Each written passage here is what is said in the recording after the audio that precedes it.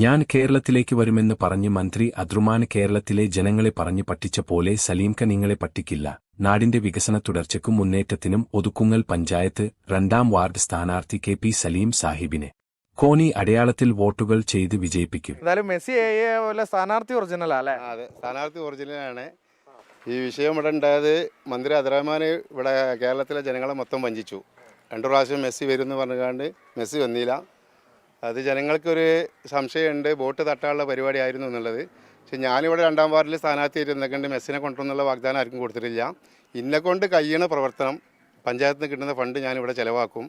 പിന്നെ എൻ്റെ ശമ്പളമാണ് 5 വർഷത്തെ ശമ്പളം ഞാൻ ഇവിടെ പൊതുവെ രോഗികളായിട്ടുള്ളവർക്ക് ഓഫർ ചെയ്തിട്ടുണ്ട്. 5 വർഷത്തെ ശമ്പളം, അത് എത്ര കിട്ടിയാലും.